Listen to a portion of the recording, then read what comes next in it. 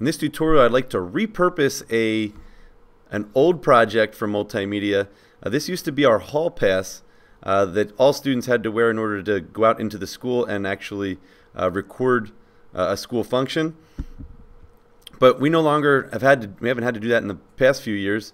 And as a change up, I would like to use this template or tweak this template for you to sign out camera equipment.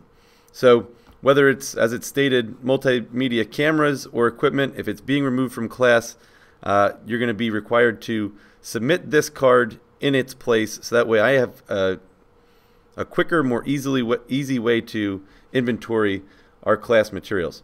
So I will be issuing or handing out this template, a place for you to put your name and also a photo of yourself.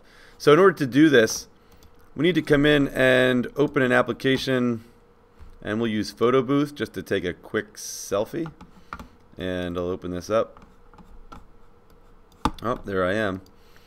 And in doing this, please make sure you got a white background. In this case, I do not have someone else helping me out with this, but I will be cropping this photo shortly, so I'm just going to hold a white card behind myself and take a quick photo. Hopefully. Alright, an absolutely wonderful photograph, and what I'd like to do with this is to drag it to my desktop. It's a simple JPEG that is created by Photo Booth. Now, once that is done, what we will do is open this with Photoshop as well. So I've right-clicked, actually I controlled-clicked, and chose to open this with Photoshop as well. And Photoshop will give me a secondary tab with that photograph in it.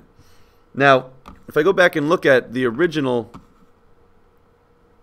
template that I'm trying to fill, I need a 1.75 wide and 2-inch tall at 300 dpi image, so that way it fits into this printable well, ID card essentially.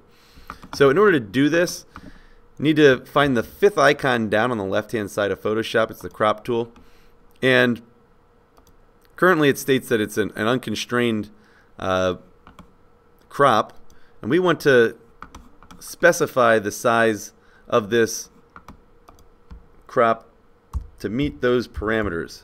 So 1.75 wide, 2 inches tall, and a resolution of 300 dpi. Once that is done, we can center ourselves. In doing so, I'm going to ask that you put your eyes as close as possible to the top intersection points in this crop window. So again, my eyes aren't obviously wide enough. But again, I just got the top of my head here, and my eyes are sitting on that top third line of the crop window. Now if I control click once again, I'm able to crop and to finalize this. So I got a solid white background, not a overly flattering image, but good enough. Now with this, I can take the move tool, the top left tool in Photoshop, and click and drag, and then drop my photo directly into that space that's already outlined for me in this template. So the blue grid lines are what I'm going to line this photo up with. My nose is centered on the two center lines.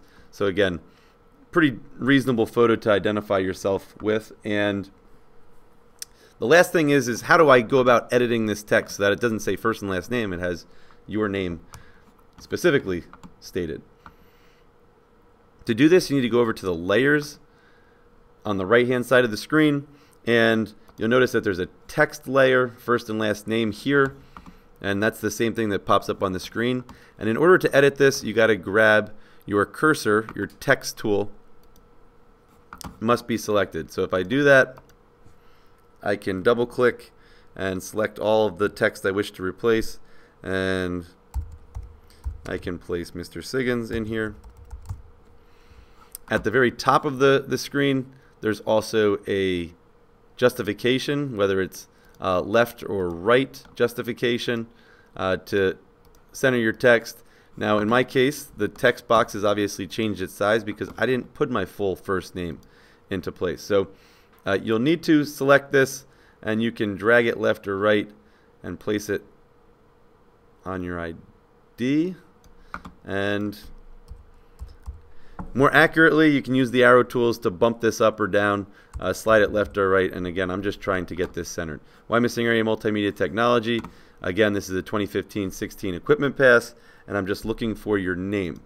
Looks like I'm going to have to go back and adjust the top text because it obviously hangs a little bit too low, but otherwise this pass will be saved and then submitted to me. I will be responsible for printing them out, laminating them, and ensuring that you have, I'll probably go with 2 options or 2 passes per person so you can sign out maybe a microphone and a camera, and I don't have to, again, worry about all the inventory for all of our equipment.